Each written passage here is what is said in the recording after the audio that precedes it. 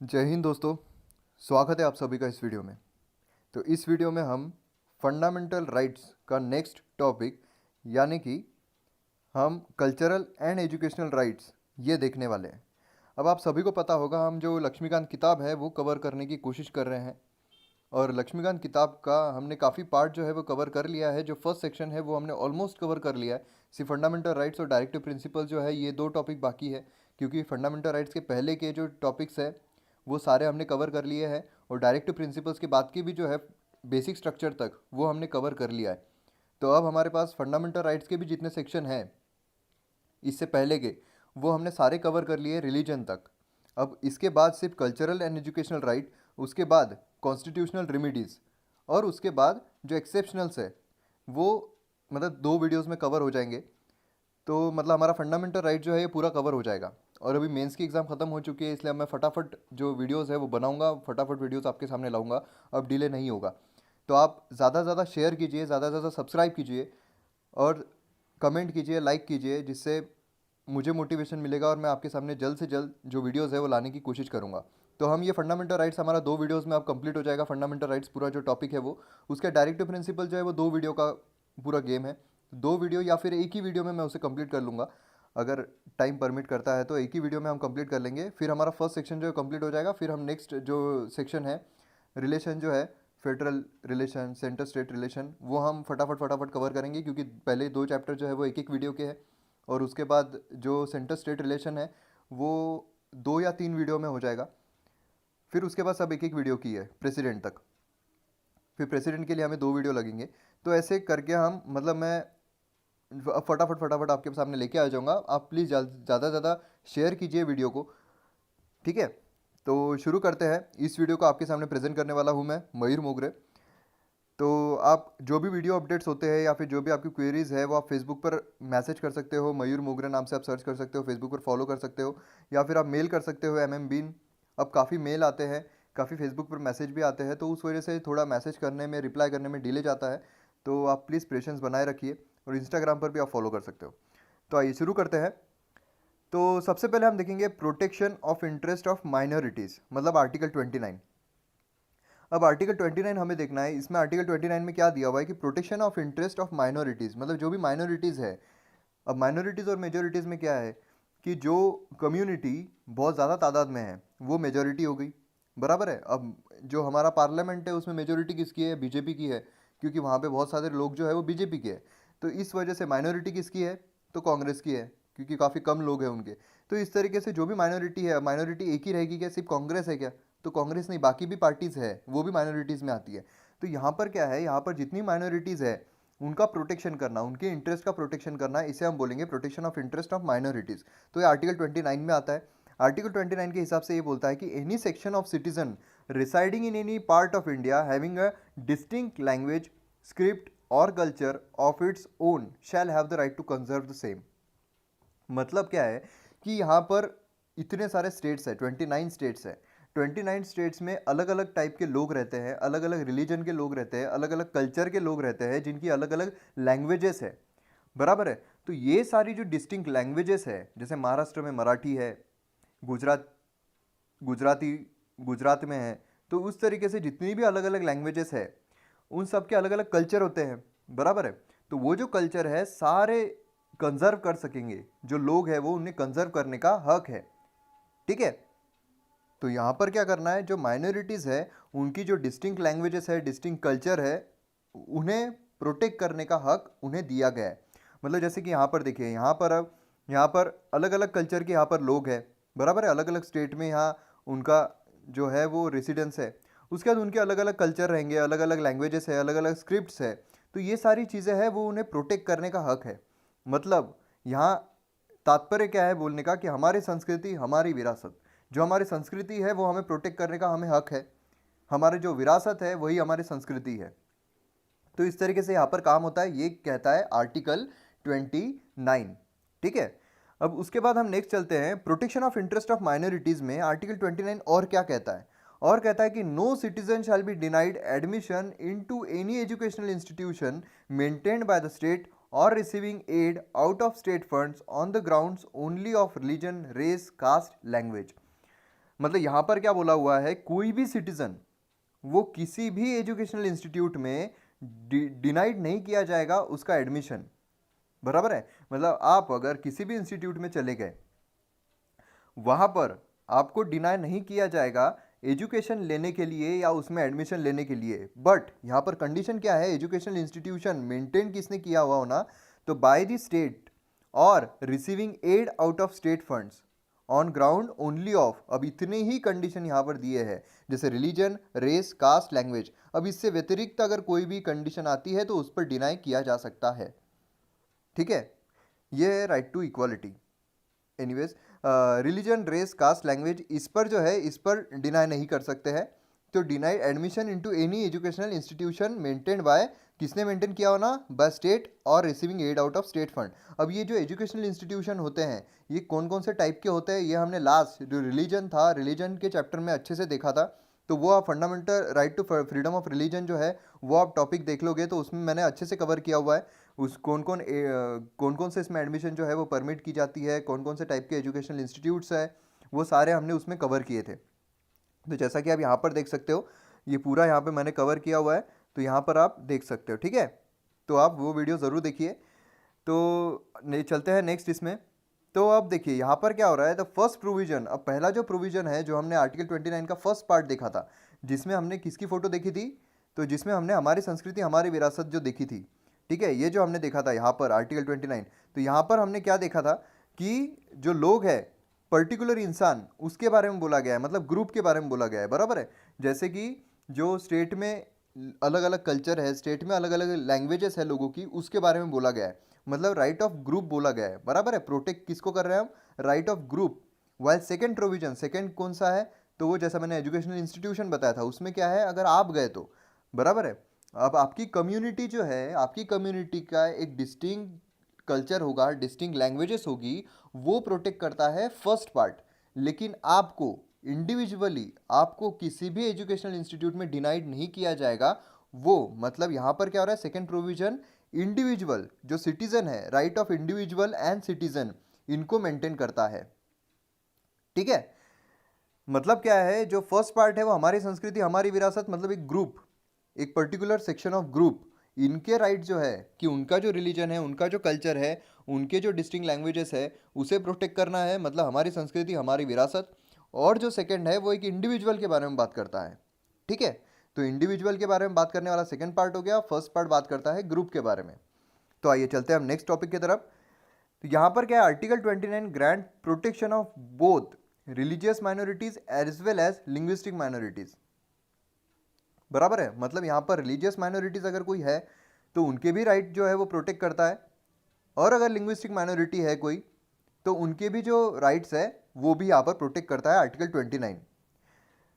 ठीक है, तो मतलब रिलीजियस माइनॉरिटीज़ फॉर एग्जांपल, ये सारे एग्जांपल के लिए मैं लिया हूँ यहाँ पर, तो कोई भी एकदम ये लिटरल फोटोज़ पे मत जाइए। तो यहाँ पर जैसे हम अगर रिलीजियस माइनॉरिटीज़ देखें तो मुस्लिम रिलीजियस माइनॉरिटीज़, तो उनके भी जो राइट्स है वो भी प्रोटेक्ट करता है। और अगर लिंग्विस्टिक माइनॉरिटी है, किसी कोई डिस्टिंक्ट लैंग्वेज है, तो उनकी भी लैंग्वेज जो है उन वो भी लोगों को यहाँ पर प्रोटेक्ट किया जाता है। अब सुप्रीम कोर्ट ने क्या कहा था, Supreme Court held that it's not restricted to minority but also majorities. मतलब यहाँ पर सुप्रीम कोर्ट ने क्या बोला है कि भले ही यहाँ पर कॉन्स्टिट्यूशन, अब देखिए जो भी कॉन्स्टिट्यूशन में लिखा हुआ है, अब right to life is also right to privacy, ये इंटरप्रेट किया हुआ है ना, ये इंटरप्रेट किसने किया है, सुप्रीम कोर्ट ने इंटरप्रेट किया है। तो इंटरप्रेट कॉन्स्टिट्यूशन में क्या लिखा हुआ है उसका इंटरप्रिटेशन देने का हक किसको है, तो वो है सुप्रीम कोर्ट को। अब सुप्रीम कोर्ट जो है वो कुछ भी इंटरप्रेट कर सकती है, कुछ भी, मतलब रिलेवेंट रहना चाहिए। तो सुप्रीम कोर्ट ने यहाँ पर क्या बोला हुआ है, भले ही यहाँ पर कॉन्स्टिट्यूशन में माइनॉरिटीज़ का प्रोटेक्शन बोला हुआ है, मगर यहाँ पर माइनॉरिटीज़ के साथ साथ जो मेजोरिटी है उनके भी जो राइट है वो भी यहाँ पर प्रोटेक्ट होंगे। मतलब यहाँ पर क्या है, यहाँ पर माइनॉरिटीज़ ही नहीं सिर्फ, तो मेजोरिटी जो लोग हैं उनके भी राइट यहाँ पर प्रोटेक्ट किए जाएंगे अंडर कॉन्स्टिट्यूशनल लॉ। ठीक है, अब supreme court also held that the right to conserve the language include the right to agitate for protection of language, hence political speeches does not amount to corrupt practices.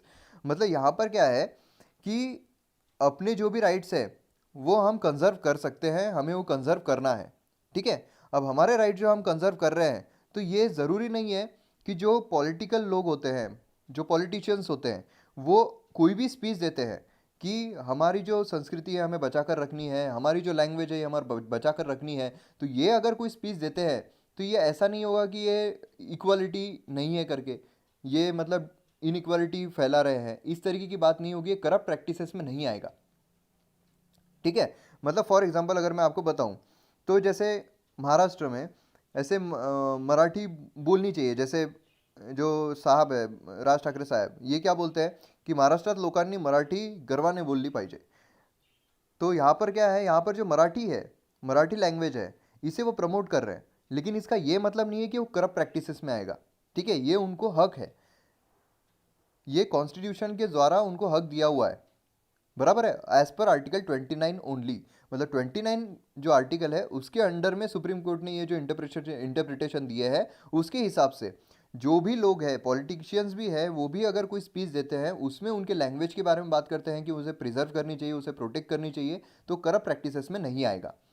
Okay, उसके बाद right of minorities to establish and administer educational institution. अब यहाँ पर जो minorities है, अब यहाँ पर पर्टिकुलरली माइनॉरिटीज़ की बात हो रही है, तो यहाँ पर right of minorities to establish and administer educational institution. अब यहाँ पर जो माइनॉरिटीज़ है वो एजुकेशनल इंस्टीट्यूशन जो है वो डाल सकते हैं क्या, और किस तरीके से एडमिनिस्टर होगा, वो हम देखेंगे आर्टिकल 30 में।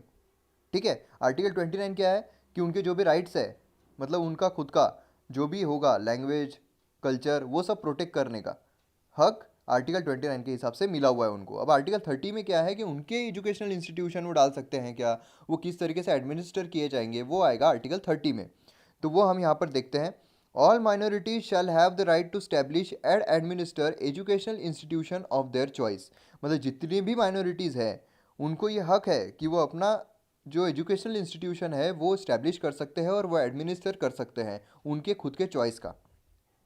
ठीक है, द कंपेंसेशन अमाउंट, जो भी कंपेंसेशन अमाउंट रहेगी fixed by the state for the compulsory acquisition of any property of the minority educational institution shall not restrict the right guaranteed to them. मतलब यहाँ पर क्या है, यहाँ पर जो भी कंपेंसेशन दिया जाएगा, मतलब क्या होता है कि अगर कोई भी एजुकेशनल इंस्टीट्यूशन है, मतलब एजुकेशनल इंस्टीट्यूशन छोड़िए, मैं आपको एक एग्जांपल के थ्रू समझाता हूँ।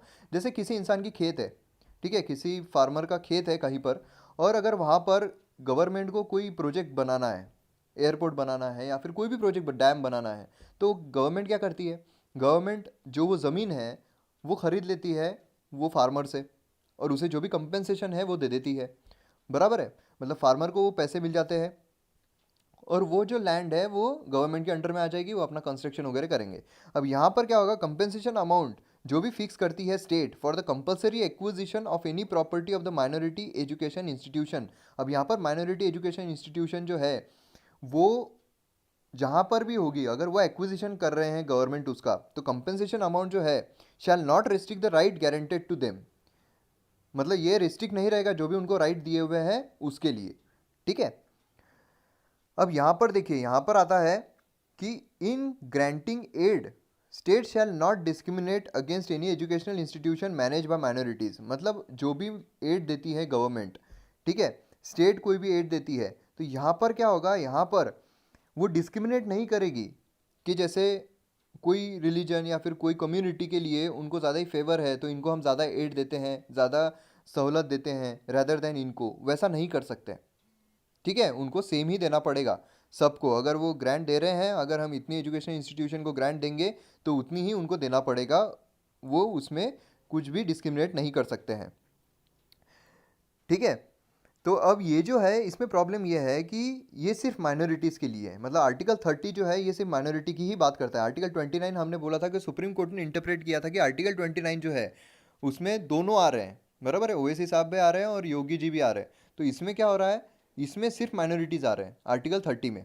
ठीक है, और जो माइनॉरिटी टर्म है ये कहीं भी अपने कॉन्स्टिट्यूशन में डिफाइन की हुई नहीं है। ठीक है, उसके बाद minority educational institution are of 3 types. अब माइनॉरिटी एजुकेशनल इंस्टीट्यूशन जो है वो 3 टाइप के हैं। अब कौन कौन से टाइप के हैं, हमने एजुकेशनल इंस्टीट्यूशन जो है रिलीजन में देख लिया था, जो हमने right to freedom of religion देखा था, उसमें हमने एजुकेशनल इंस्टीट्यूशन किस किस प्रकार के होते हैं जो स्टेट ग्रांट करती है एड। लेकिन यहाँ पर हमें देखना है कि माइनॉरिटी के जो एजुकेशनल इंस्टीट्यूशन है वो 3 टाइप के होते हैं, वो कौन कौन से हैं। तो सबसे पहला आता है recognization and money aid from the state.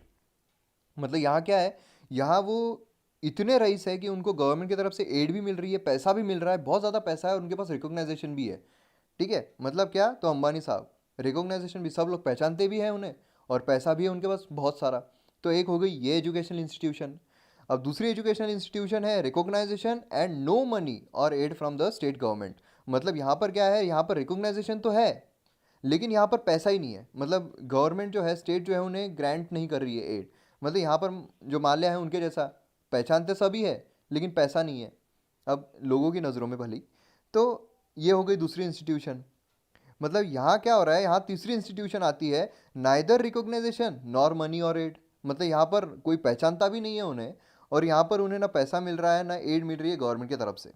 अब यहाँ पर क्या होता है, यहाँ पर जो पहले दो है, जो पॉपुलर है, जिनको सब पहचानते हैं, उनको जो है, उनको गवर्नमेंट पूरा का पूरा उनका देखेगी। मतलब तुम हमारी जिम्मेदारी हो, वो गवर्नमेंट की जिम्मेदारी, गवर्नमेंट उनका एडमिनिस्ट्रेशन करेगी, उसमें कौन कौन से स्टाफ रहेगा वो गवर्नमेंट देखेगी, उसका इंफ्रास्ट्रक्चर क्या क्या किस किस हिसाब से रहेगा वो सब गवर्नमेंट देखेगी।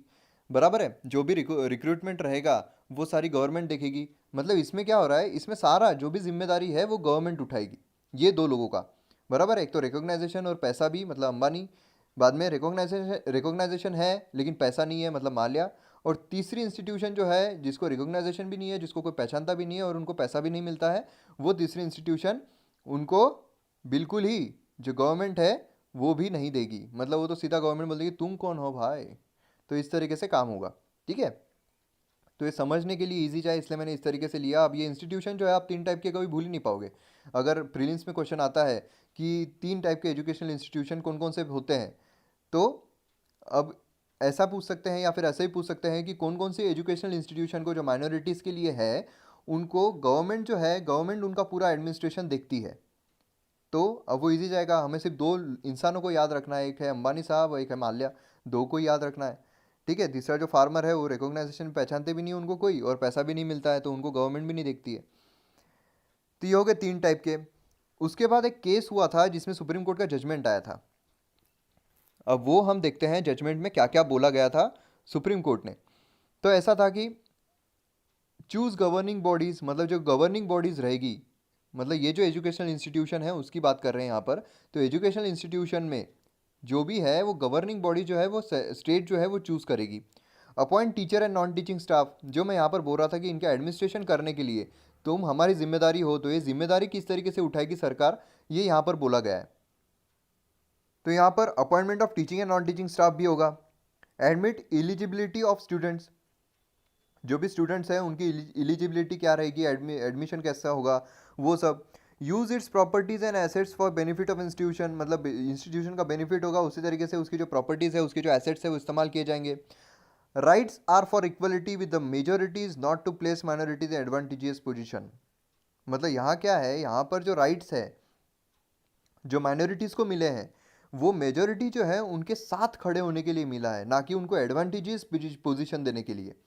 ठीक है, तो यहाँ पर अगर हम देखें तो यहाँ पर ऐसा है कि जो ओवैसी साहब है उनको योगी जी के साथ खड़े करने का उनको जो मोटो है वो यहाँ पर दिया हुआ है, ना कि ओवैसी साहब को बहुत ग्रेट दर्शाने का। ठीक है, हम सिर्फ समझने के लिए फोटो थ्रू समझ रहे हैं ताकि आपको समझने में इजी जाए, याद रखने में इजी जाए, बाकी कोई भी मेरा पर्सनल मोटो नहीं है। उसके बाद rights are not absolute nor it include right of maladministration, absolute नहीं है, उसमें रिस्ट्रिक्शन होते हैं, उसमें चेंजेस ला सकते हैं, और माल एडमिनिस्ट्रेशन हो इस तरीके की कोई भी चीज़ उसमें इंक्लूड नहीं की जाएगी। Ensure the administration is efficient and sound, मतलब जो एडमिनिस्ट्रेशन है वो इफिशियंटली होना चाहिए और वो अच्छी तरीके से होना चाहिए, ये भी इंश्योर करेगी जो गवर्नमेंट है वो। और हमारा लास्ट आता है कि extension of aid does not alter the nature of character of minority education. अब ये जो एड है वो जो दे रहे हैं वो अल्टर नहीं करता है जो कैरेक्टर या फिर नेचर है, मतलब स्टेट जो है उनको एड दे रही है, उनको पैसा दे रही है, इसका ये मतलब नहीं है कि सरकार का पूरा हक आ गया है उस पर, वो हक रहेगा माइनॉरिटी एजुकेशन का ही। लेकिन यहाँ पर क्या हो रहा है, यहाँ पर एड या फिर जो ग्रांट है वो सरकार दे रही है। ठीक है, तो यहाँ पर हमारा जो टॉपिक है वो ख़त्म होता है। उम्मीद करता हूँ आपको ये जो वीडियो है ये पसंद आया होगा। आप सब्सक्राइब लाइक ज़रूर कीजिए जिससे कि आपके सामने जल्द से जल्द मैं जो वीडियोस है वो ला सकूँ, और अब मैं ज़्यादा गैप नहीं करूँगा, अब मैं फटाफट वीडियोस लाऊंगा। तो बाकी के जो टॉपिक्स हैं हम जल्दी से जल्दी कवर कर लेंगे। आप प्लीज़ ज़्यादा से ज़्यादा जितना हो सके आपसे आप शेयर कीजिए अगर आपको पसंद आया हो तो। अगर आपको नहीं पसंद आया है तो आप नहीं भी कर सकते हैं। आप लेकिन कमेंट सेक्शन में ज़रूर बताइए, जिससे कि मैं इम्प्रूव कर सकूं कि आपको और क्या क्या आपको जो माल मसाला है वो आपको दे सकूं। तो मिलते हैं अगले वीडियो में। जय हिंद।